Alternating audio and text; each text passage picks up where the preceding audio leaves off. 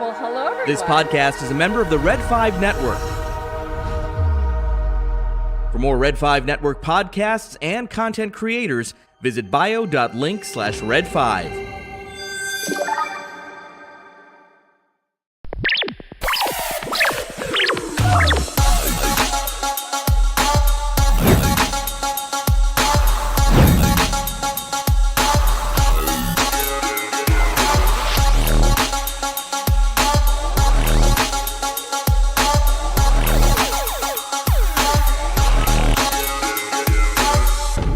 This station is now the ultimate power in the universe.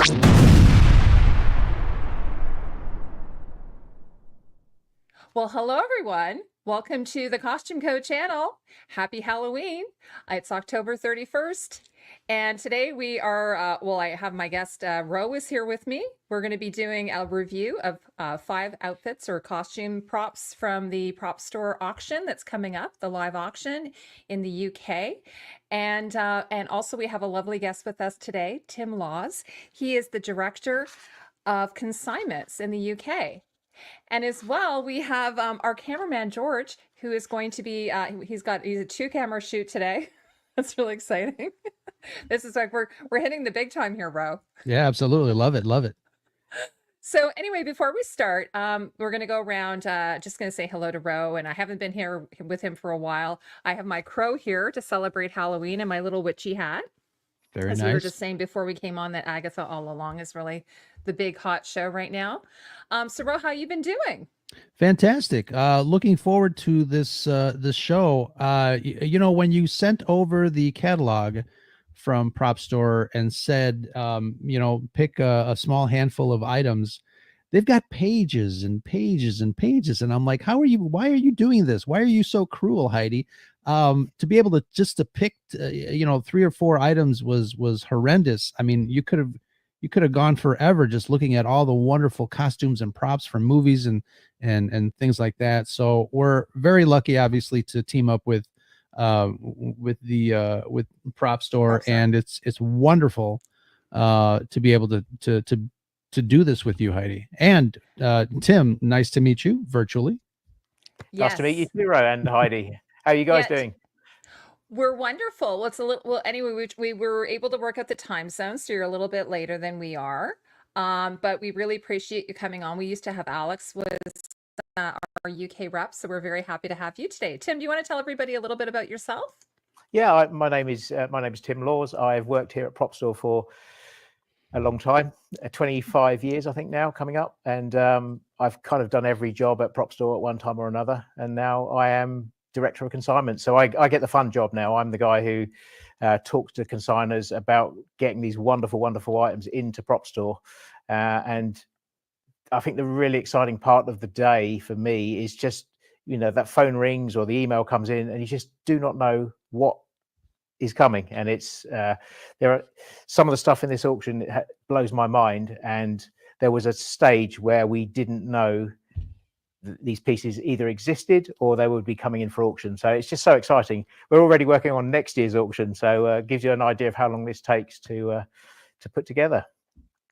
Yes, That's and amazing. I just wanted to do a little mention that I saw you on Ryan Condal's "What Dreams Are Made Of" podcast yesterday. So he did a lovely in-person interview with you. So I was teasing you, because Ryan Condal, of course, is the showrunner for House of the Dragon. And he's also a big nerd like we are. So we see a lot of Ryan. Yeah, Ryan's a good friend of ours, and he's never too far away, it seems. Tim, I had a question. For Tim. So earlier, obviously, I talked about the vast variety of props and costumes that you guys have for the auctions. And every time you guys do an auction, it's just amazing the pieces that you have. My question, I guess, in general is, when you guys do the auctions, do you guys sell everything on the catalog that is listed? Because I'm like 80 plus pages of items and the list goes on. Do you guys are you guys able to sell all these wonderful pieces to collectors? We certainly try and sell them all. That is the objective. Our sell-through rate is very high. It's usually around 80, 85%. So that's a large majority of items that are sold through on the day.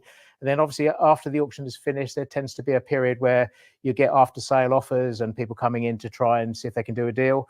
But yeah, most of this stuff will sell on the 4 days. We're having a 4-day auction. Most of that stuff will go. That's amazing. Amazing. I was going to say, it looks like we color themed the auction. We didn't do that on purpose. It just worked out that way. But we have actually 5 items that are picked out that we're going to discuss today. Ro has picked some out. I've picked some out. Do you want to get started on talking about the first item? Sure. I believe we're going to start with the Dalek. Is that good, Ro? That's awesome. Yeah, so it's a special effects model miniature Dalek. I mean, I think the first thing to say about it is it's a much more manageable size than the full size Dalek.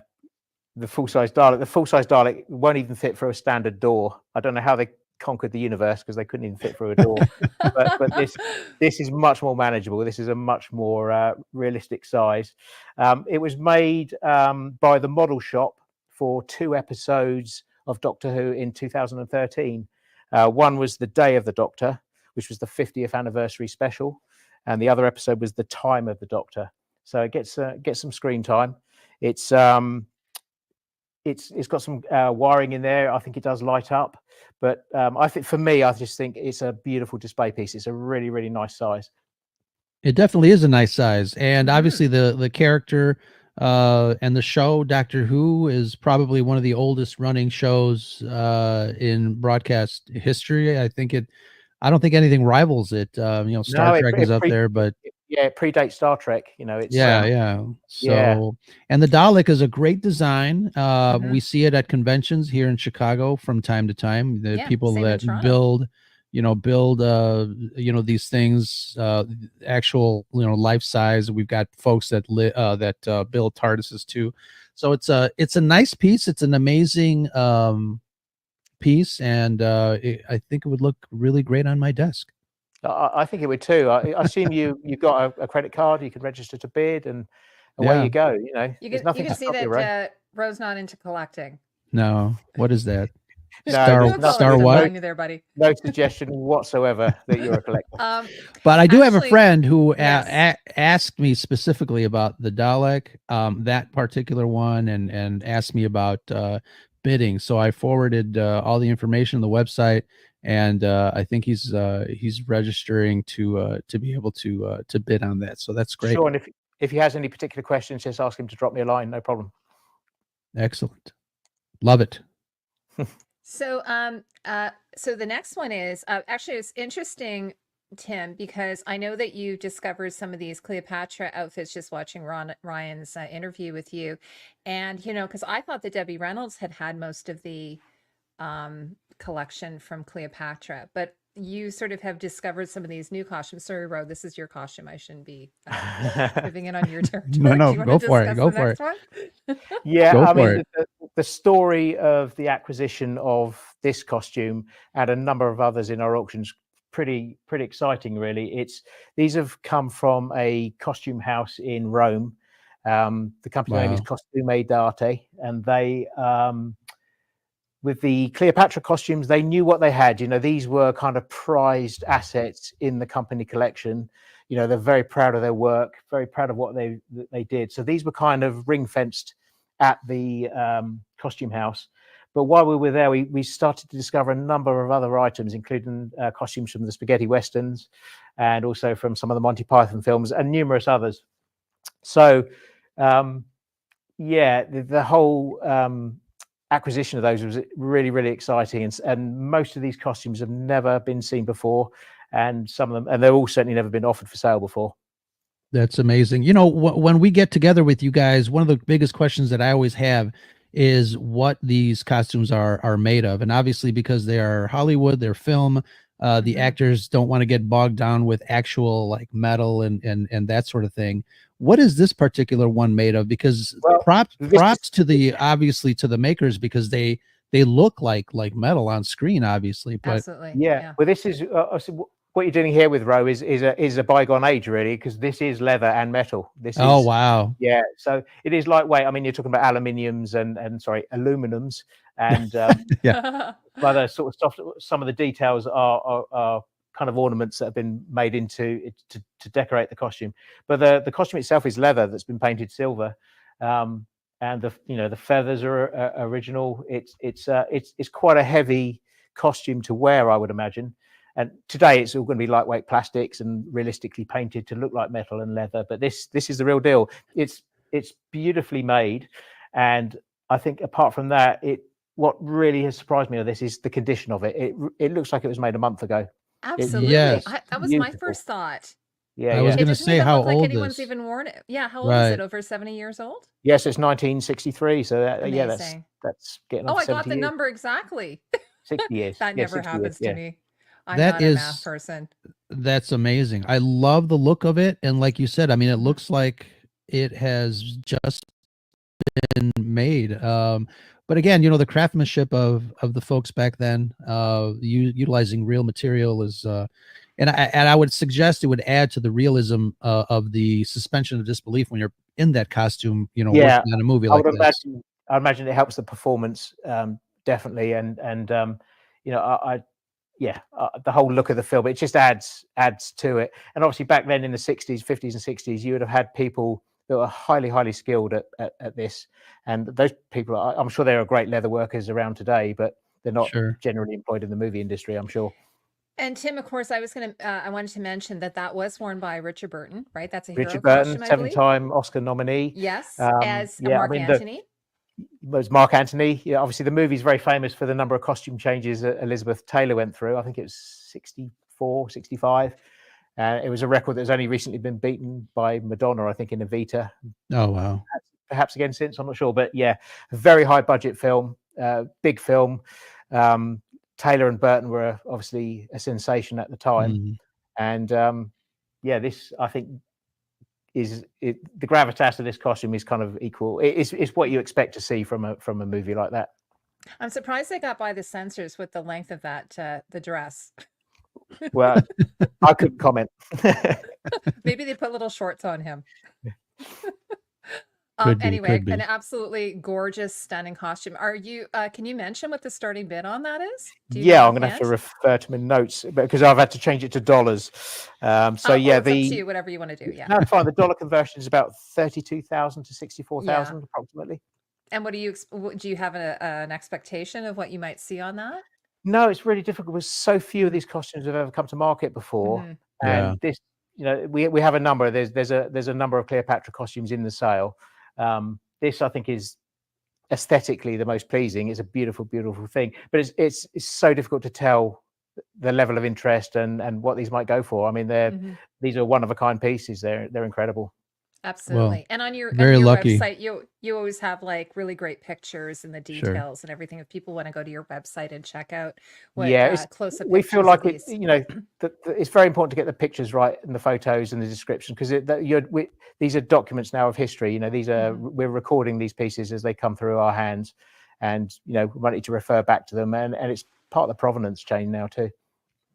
Yeah, actually, I had an encounter recently where I was looking at some items that are at the Ransom Center, and unfortunately, they don't have a digital catalog. I don't want to rag on the Ransom Center in Texas, but this is the issue sometimes that happens with these historical pieces, as they don't, we don't get to look at them. Even if I don't have the money to buy it, at least I can go to your website and look at these amazing pictures and It's descriptions. good eye that you candy. do. Yeah.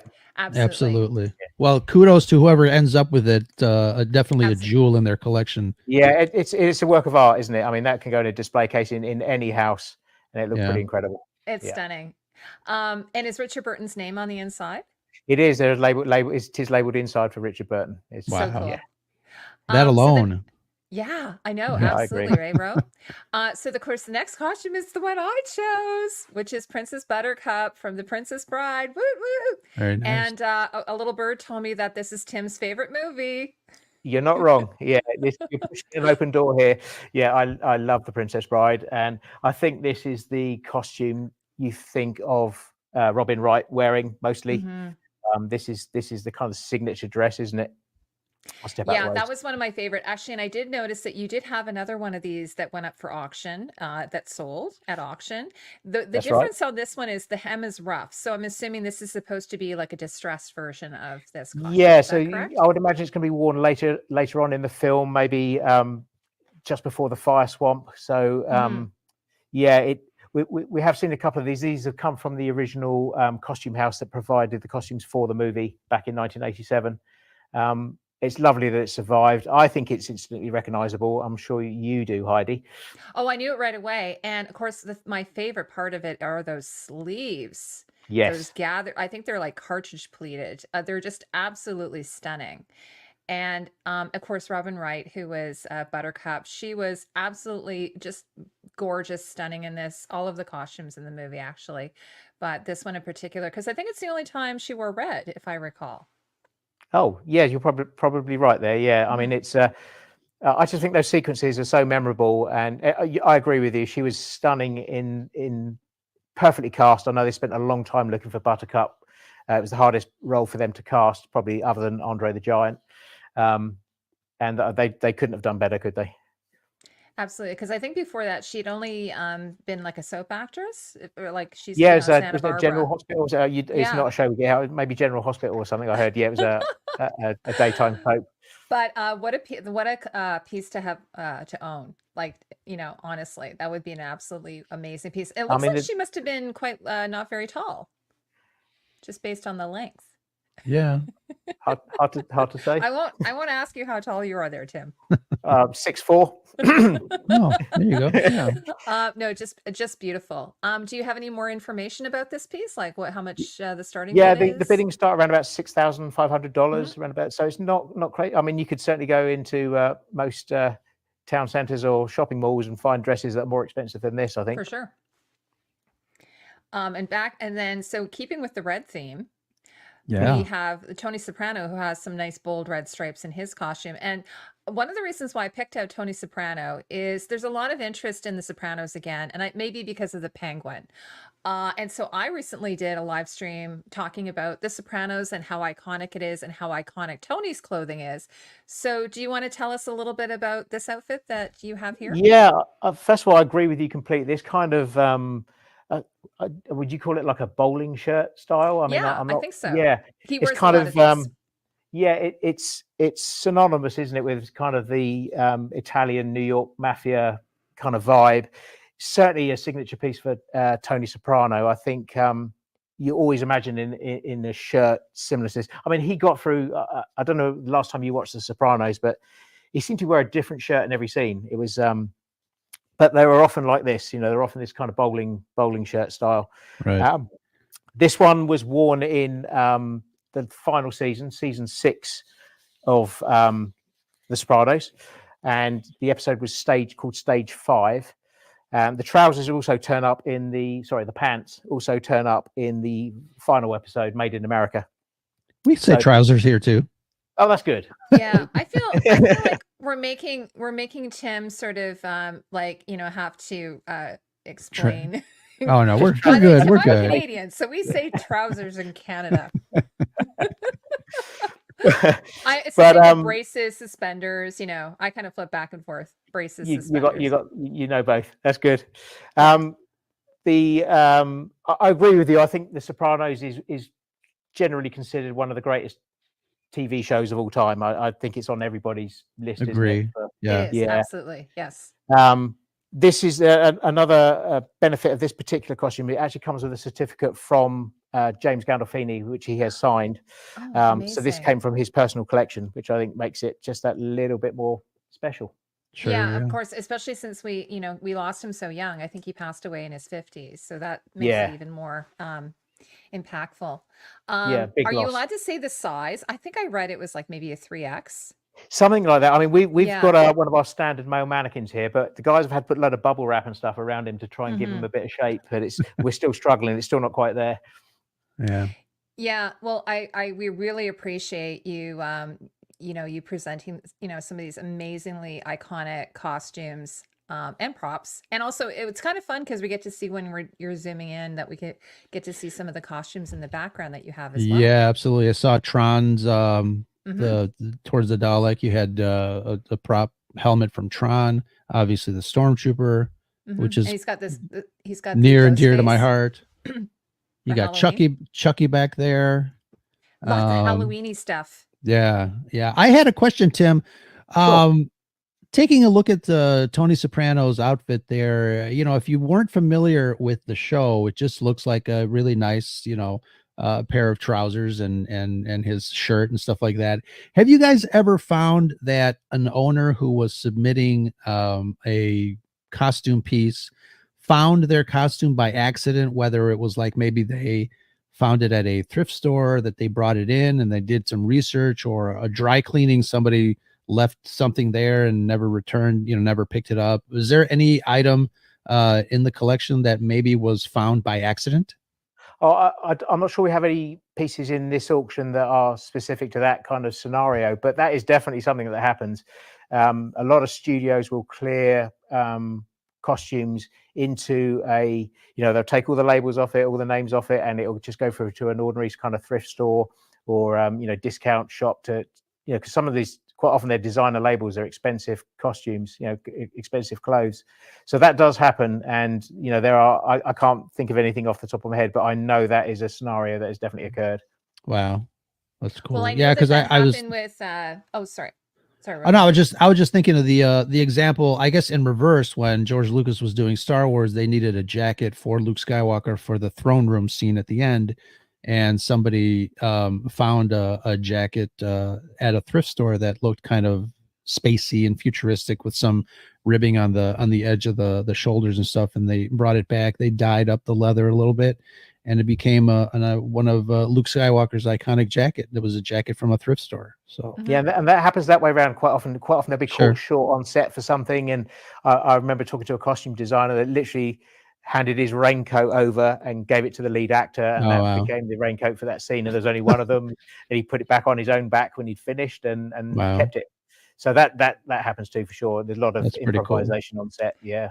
Yeah, no, the story I was going to mention is the one about Al Guinness, whose robe ended up back at Angels in Berman's, the rental house, and it got rented out multiple times. And then finally someone. Also true on some of the costumes we have in our auction. We have really privileged to have Clint Eastwood's Duster from The Good, the Bad, and the Ugly. It's an absolutely amazing costume. And when the guys found it in Rome, it was actually on a rail waiting to go out on another Western. Wow.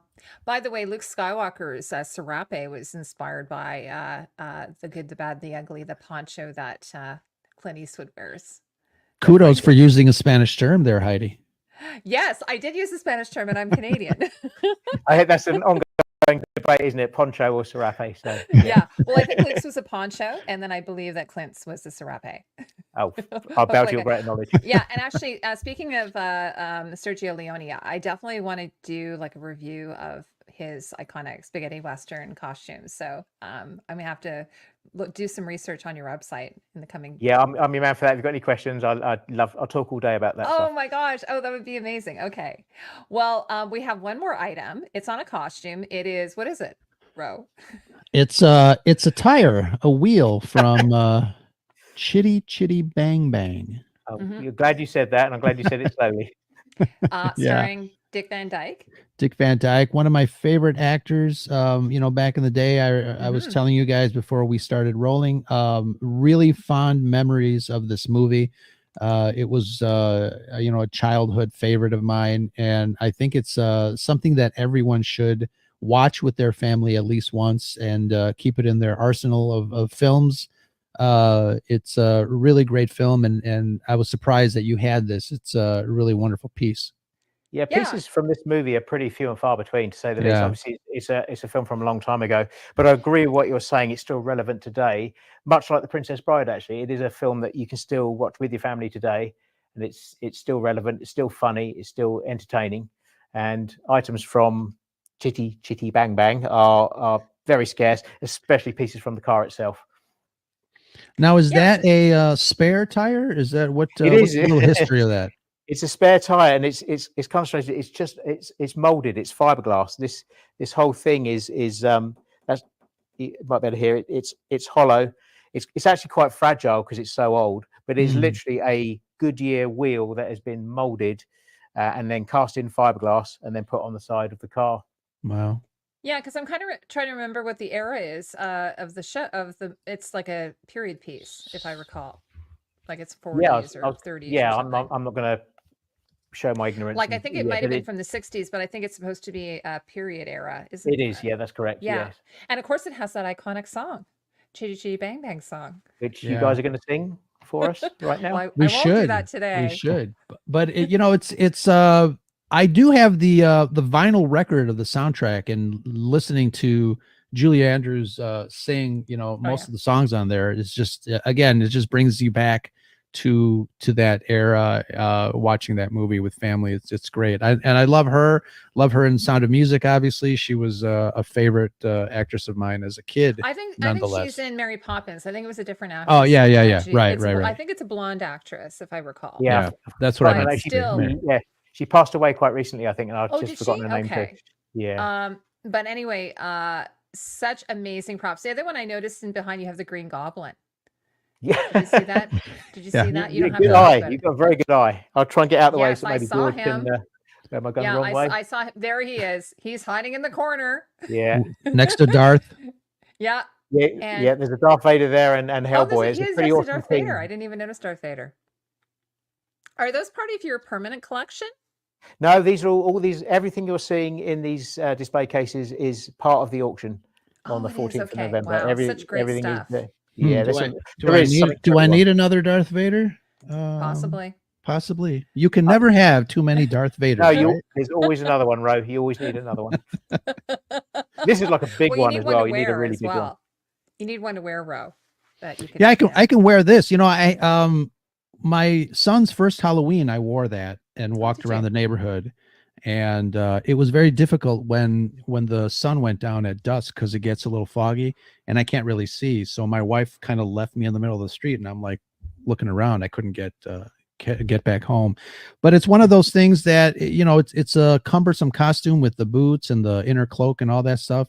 And for a while, I just had it in storage. And when I set up my room here, I said, you know, it's probably best to take it out and maybe make a bust of it. I made a wire torso and then, you know, put some of the costume pieces together with him. And he's on display here, looking over my shoulder, making sure that he keeps me real. Doesn't look like you have too much room there, Ro. It looks like you're pretty full. Yeah, he needs a bigger studio. Absolutely. Hey, but before we wrap up, I wanted to ask if Nidhi, if she wants to come out. She's dressed up in a really cool costume today. She's your marketing assistant with PropStore. There she is. Yeah. Aww. Maybe we can get a here. I'll zoom in here. We had a kind of a fancy dress day today at PropStore. It was Halloween, of course, and she did have a counterpart. There were two of them terrorizing the whole place today. Very nice. Yeah, I have seen that those costumes. I believe they are in the Stanley Kubrick archive. If I'm not, I think you're right. Yes. Yeah, and so they do occasionally go on tour. So very great job you did there. I love your Mary Janes. Now all you need is a bucket of blood. Yeah. Just to finish. We're looking for that. I'm sure it's coming. We're sure it's coming. It'd be very sticky. So if you did that, Nidhi, thank you so much. We really appreciate you coming out. So anyway, before we wrap up, Tim, did you have any final thoughts you want to say? Because I probably didn't capture all the information. I know Ryan was like saying November 13th, 14th, 15th, 16th. Did I get it? Yeah, it's the first day is November the 14th, and that is the day where most of the things you're seeing in the room now are going to be sold. And then we have a day of music memorabilia on the 15th of November. And then we have 2 online days of more movie memorabilia, and there's a massive selection. I mean, it's like 1,000 items of something for everyone, hundreds of different films, and all budgets. So even though it's Halloween, this is sort of like Christmas for collectors. This is their time where they're like. I would certainly think so. I'm sure a lot of collectors look forward to the catalogue. You know, you can bid online, you can bid on the phone, you can come along in person if you like as well. But everything is there for you to see at PropStore.com. Okay, and we'll put a link below. Perfect. Thank you. So everybody can check it out. And anyway, so any final thoughts, Ro, before we wrap things up here? No, it's a wonderful collaboration. I feel quite fortunate to be able to talk to somebody at PropStore from time to time to see all these wonderful pieces and get a little insight into the world of make believe. It's we do this on a regular basis, but to be able to kind of almost touch and feel some of the stuff that we like to talk about, whether it's costumes, props, and things like that. It's wonderful. I love it. Thank you so much, Tim. Who are you dressed up as today? Tim. I'm just me. Yeah. Yeah. He's just Tim. Yeah. But you guys should maybe come over, come over and film this stuff and touch it and look at it and handle it and Yes, play with we it. need someone to pay for our flight. So we'll have to start fundraising. Looking for sponsors. We'll get some sponsors. Yeah. Yeah. And actually, Tim, I want to thank you and Miranda and everyone at PropStore for setting this up. Like, we're trying to do this as a regular thing with the UK and also LA. So we really appreciate it. It's so fun to talk about these iconic costumes, and just obviously for Ro and I, who are like, children at heart, we love to revisit a lot of these wonderful shows and movies that we grew up with. Ro, you're probably into comics as well. I'm not so much, but we also had a poster collector on one point. That was so fun too, right, Ro? Yeah, that was fun too. Movie Oh, no, posters. it's our pleasure. We love talking about this stuff. All the guys that work here, we're all collectors, we're all film fans, we're all enthusiasts. It's great fun. It's very hard to call this a job. Absolutely. Tim, have you found like your perfect piece, something that you're like, oh my God, this is so cool that we have this? Kind of. I mean, in this auction, I love the Clint Eastwood coat, and we also have Clint Eastwood's shirt from The Good, the Bad, and the Ugly, and that's a big thing. That really strikes a chord with me. But I don't have to wait very long for something else to come along. There's always another wonderful thing. It's and we get to see it and play with it, and just handle it and research it and talk to the people that made things. There's George is showing you the Clint Eastwood. Oh, and there's so that's two lots there. That's the shirt and the duster, but pretty iconic. And I don't like using that word, but I will for this. Absolutely. Yeah. I do actually. There was one video I said iconic so many times I had viewers call me out on it. That's funny. They were like, Heidi, can you find another word? And I'm like, I don't. I was going to say actually that Clint Eastwood, this is incredible. He just has a new movie out. He does. directed I think it comes out in the UK tomorrow or something. Yeah. Yeah, he's 94 and still doing it. Yep. So he probably wore that coat when maybe he was in his 30s. Yeah, I think, yeah. Wow. Just to think I think he's in his 90s. 36. I'll just wait. Yeah, he was 36. 36. Okay, yeah. Pretty amazing. Yeah, so thank you so much.